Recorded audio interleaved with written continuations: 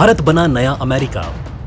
परमाणु मिसाइल मांगी पहली बार। युद्ध में हथियार भेजना शुरू। वहीं ड्रैगन के खौफनाक इरादे।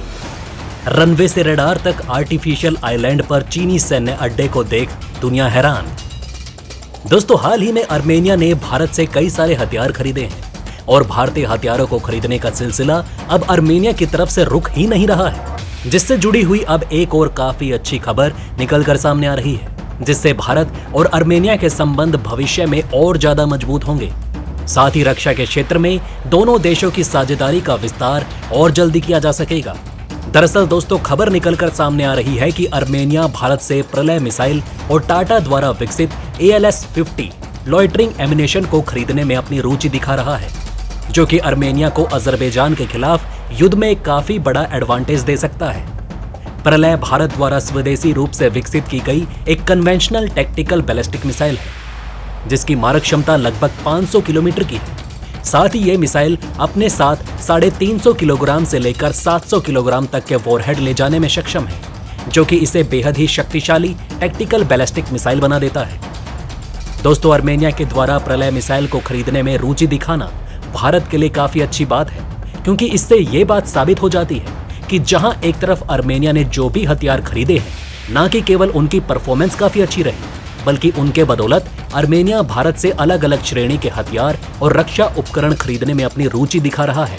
सबसे पहले आर्मेनिया ने भारत से लगभग $40 मिलियन की कीमत पर स्वाति वेपन लॉइटरिंग रडार खरीदे थे, जिन्होंने युद्ध के मैदान में आर्मेनिया को काफी मदद पहुंचाई, जिसकी बदौलत अजरबैजान के खिलाफ युद्ध में उन्हें काफी बढ़त मिली।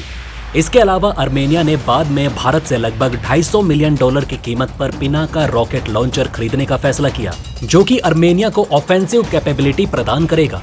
इन सभी हथियारों को खरीदने के बाद अब आर्मेनिया भारत से न कि केवल प्रलय मिसाइल खरीदना चाहता है, बल्कि ALS-50 प्रिसीजन गाइडेड एम्यूनेशन खरीदने में भी अपनी रुचि दिखा रहा है, जो कि आर्मेनिया को अजरबैजान के खिलाफ काफी मदद देंगे। वहीं पर इन लॉइटरिंग एम्यूनेशन की बदौलत आर्मेनिया अजरबैजान के आर्मर कॉलम्स, मिलिट्री बेसेस और बंकर्स पर काफी सटीकता से हमला कर सकता है। आर्मेनिया के द्वारा भारत से प्रलय मिसाइल खरीदना भारत के लिए तो काफी अच्छी खबर है, लेकिन इससे रूस की इस्कंदर मिसाइल की काफी बड़ी कमी भी सामने आई। दरअसल आर्मेनिया के प्रधानमंत्री ने ये बात स्वीकार की है कि आर्मेनिया के पास मौजूद इस्कंदर मिसाइल युद्ध में ज्यादा कारगर साबित नहीं हुए। वहीं 90% मिसाइल तो सही समय पर एक्सप्लॉइड ही नहीं हो सके, जबकि भारत के पास मौजूद प्रलय मिसाइलों ने हर परीक्षण में अपनी क्षमता को बखूबी साबित किया है, जिसकी वजह से भारत इन मिसाइलों की काफी बड़ी संख्या में इस्तेमाल करता है। ऐसे में अगर ये मिसाइल आर्मेनिया को मिल जाते हैं, तो इनकी सहायता से आर्मेनिया अजरबैजान के हाई वैल्यू एसेट पर हमला कर सकता है। साथ ही प्रलय मिसाइल की मारक क्षमता 500 किलोमीटर तक होने की वजह से अजरबैजान के ऊपर काफी भारी मानसिक दबाव भी बनेगा, जिसका फायदा आर्मेनिया युद्ध के दौरान उठा सकता है। दोस्तों, जिस तरह से आर्मेनिया एक के बाद एक कई सारे हथियार भारत से खरीद रहा है, इससे ये साबित हो जाता है कि आर्मेनिया भारतीय हथियारों की क्षमता और क्वालिटी से पूरी तरह से संतुष्ट है, जिसे देखते हुए विश्व के कई और देश भारतीय हथियार खरीदने में रुचि दिखा रहे हैं। जिसके तहत हमने हाल ही में देखा कि कैसे तेजस मार्क 2 फाइटर जेट के तैयार होने से पहले ही 16 देश इसमें अपनी रुचि दिखा रहे हैं। साथ ही भारत अंतर्राष्ट्रीय रक्षा बाजार में स्वदेशी रूप से विकसित किए गए कई हथियारों को प्रदर्शित कर रहा है, जिससे भारत रक्षा निर्यात के क्षेत्र में अपने कदम और मजबूत कर पाएगा। बहरहाल दोस्तों, अब बढ़ते हैं हमारी दूसरी खबर की तरफ। तो दोस्तों, भारत की सर्विलांस कैपेबिलिटीज में एक काफी बड़ा इजाफा होने वाला है, जिसके तहत इजराइल अब बहुत जल्दी भारत को 10 Heron 1 mark 2 MALE SUV deliver करने वाला है, जिसे भारत ने इजराइल से एक इमरजेंसी प्रोक्योरमेंट के तहत प्रोक्योर किया है।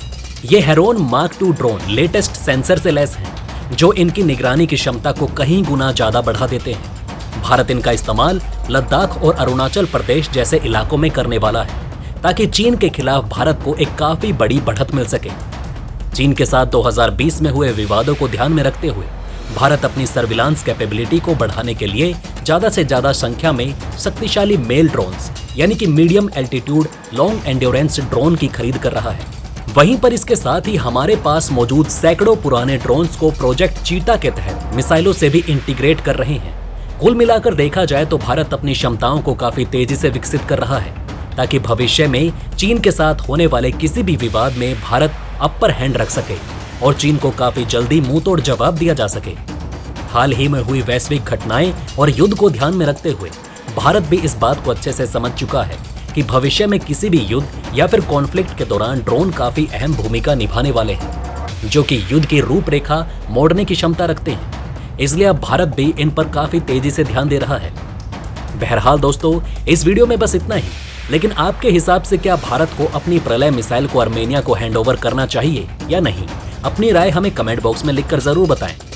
चलिए बढ़ते हैं हमारी तीसरी खबर की तरफ। दोस्तों, जहां एक तरफ दुनिया कोरोना महामारी के जाल में अब तक फंसी हुई है, तो वहीं पड़ोसी मुल्क चीन ने समुद्र में आर्टिफिशियल आइलैंड बना लिया।